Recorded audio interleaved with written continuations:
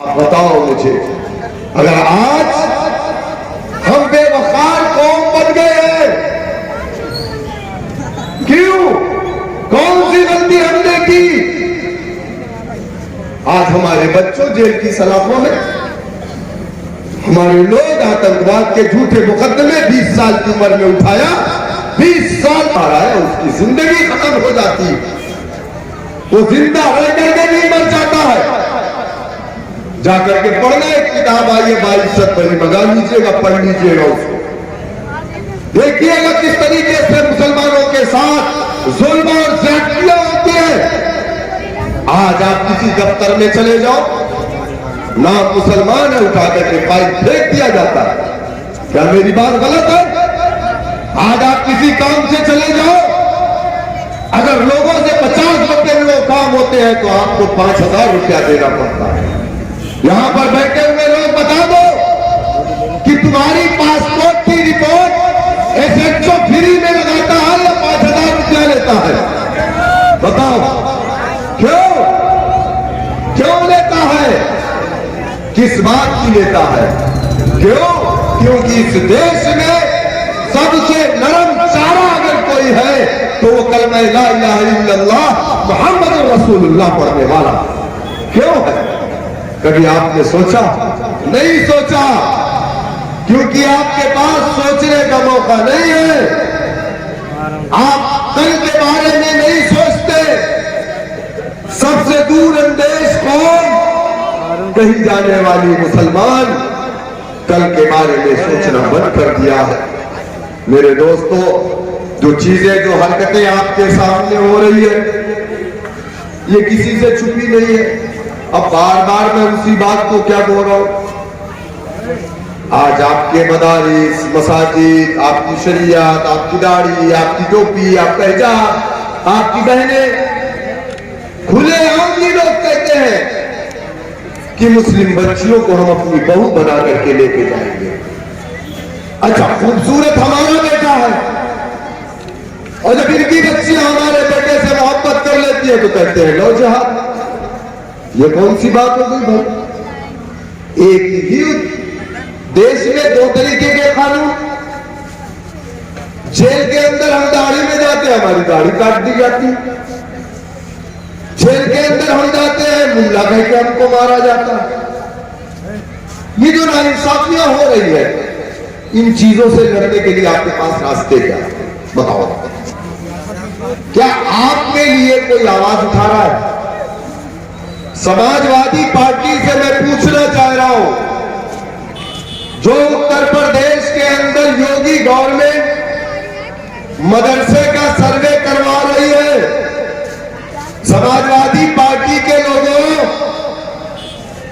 तुमने या तुम्हारे आका ने इस पर आवाज क्यों नहीं उठाई? वो हमारा मदरसा किसी के बाप की जागीर नहीं है, वो हमारे कौम मिल्लत की है, वो हमारे दीन के किले हैं। वहां पर 1 रुपया, 5 रुपया, 10 रुपया, 20 रुपया दे करके उस मदरसे को हम लोगों ने तामीर कराया। अगर आज वहां से हमारे बच्चे दीन की तालीम सीखते हैं तो तुम उस मदरसे का सर्वे करवाओगे? क्यों सर्वे करवा रहे हो? वजह क्या है? अरे तुम आश्रम का सर्वे क्यों नहीं करवाते? तुम सरस्वती शिशु मंदिर का सर्वे क्यों नहीं करवाते? वेद की जो पाठशालाएं चल रही है, जो रजिस्टर्ड नहीं है, उसका सर्वे क्यों नहीं करवाते?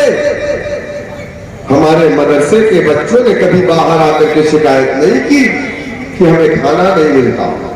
हमारे मदरस ने कभी बाहर आकर के ये नहीं कहा कि हमें तनख्वाह नहीं मिलती। हाँ, ये तो जरूर है कि मदरसा बोर्ड में जो दर्ज मदरसे हैं, उसकी तनख्वाह आपने 4.5 साल से नहीं दिया। पहले उन मदरसों की जो मदरसे रजिस्टर्ड है उनकी आप तनख्वाह दे दीजिए। नहीं देंगे, लेकिन जांच किसकी होगी? हमारे और आपके मदरसे की। एक नया फरमान योगी जी का आ गया कि जो वक्त की जायदाद है, अब उसका भी सर्वे होगा। योगी जी, अगर वक्त की जायदाद का आप सर्वे करवाना चाहते हैं, हमको मालूम है कि आपकी नीयत साफ नहीं है।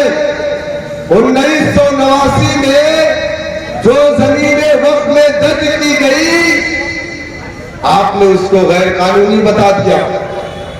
हम जानते हैं कि आपका मकसद ये है कि उस वक्त की जमीनों को आप हड़पना चाहते हैं, क्योंकि जो वक्त की जमीन होती है ना, उस जमीन का मालिक अल्लाह होता है, और उस पर अगर कोई चीज तामीर हो सकती है तो वो मुसलमानों के फलाह बहबूद के लिए हो सकती है। अगर आप की मंशा ये है कि आप वक्त की जमीनों को चिन्हित करके आप उसको हड़पना चाहते हैं, तो आपने फिर ये साबित कर दिया कि आप सबसे बड़े मुसलमानों के दुश्मन। लेकिन आप, अगर ये आपके की मंशा है, जो कि हम जानते हैं नहीं है, कि वक्फ बोर्ड की जो जमीनें हैं, उस जमीनों पर जो लोग अवैध तरीके से कब्जा करके बैठे हैं, उस कब्जे से उसको छुड़ाना है, तो यहां सवाल ये बनता है कि सुन्नी वक्फ बोर्ड या शिया वक्फ बोर्ड भी क्या कर रहा है अब तक? उसका चेयरमैन क्या कर रहा है? वो तो गवर्नमेंट का आदमी है ना। अगर वक्फ की जायदादों को बेचा जा रहा है, अगर भ्रष्टाचार हो रहा है, तो फिर ये शिया वक्फ बोर्ड या सुन्नी वक्फ बोर्ड का चेयरमैन उसका जिम्मेदार है। सरकार को चाहिए कि इस तरीके के भ्रष्टाचारियों के खिलाफ जांच बैठाई जाए, उन्हें जेल की सलाखों में डाला जाए। एक था शिया वक्फ बोर्ड का पूर्व चेयरमैन, उसका नाम था वसीम रिजवी। अब वो पता नहीं कौन सा त्यागी बन गया। उसके ऊपर मुकदमा है, सीबीआई की जांच है, लेकिन वो बेचारा आरएसएस की वॉशिंग मशीन में घुस गया और जब निकला तो साफ और शफाफ हो गया, त्यागी बन के निकला। अब उसकी जांच नहीं होगी।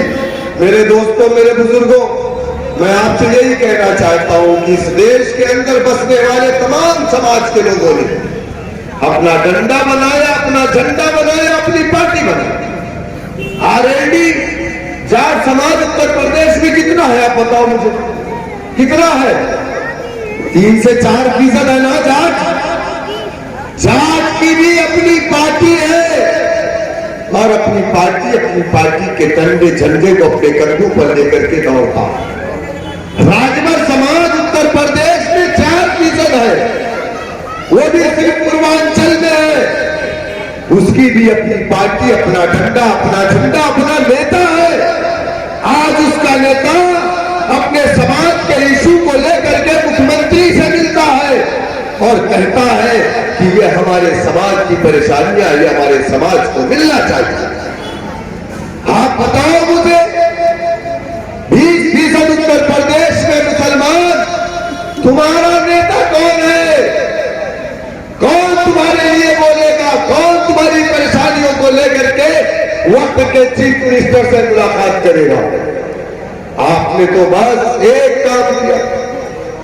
लोग हमसे कह रहे थे इलेक्शन में कि शौकत साहब, समाजवादी पार्टी से आप गठबंधन कर लीजिए, बहुजन समाज पार्टी से गठबंधन कर लीजिए। यकीनन वो सही कह रहे हैं। हमने मुलाकात भी की, इनके बड़े नेताओं से मुलाकात की। कभी बनारस एयरपोर्ट पे सेम टाइम उतरे और जब बैरिस्टर साहब के चाहने वालों का बाहर देखा मजमा, 10,000 का मजमा, तो अखिलेश जी बाहर नहीं निकले। अखिलेश जी बाहर नहीं निकले। हम लोग गए, आप यकीन नहीं करेंगे, 35 किलोमीटर तक गाड़ियों की लाइन लगी हुई। अखिलेश यादव परेशान हुए। उन्होंने बुला करके राजभर से कहा कि राजभर, तुम्हें क्या चाहिए ये बताओ, तुम उनको छोड़ दो। हम शिवपाल जी के पास बैठे, 5 मिनट 10 बजने में बाकी है, मैं 5 मिनट में अपनी बात खत्म करूंगा। हम शिवपाल जी के पास बैठे, वहां बातें हुई, सब कुछ तय हुआ। चलिए ठीक है, बात करेंगे। अगर MIM से हमने परहेज है तो भागीदारी संकल्प मोर्चा से अलायंस कर ले, हम लोग सीधे बांट लेंगे।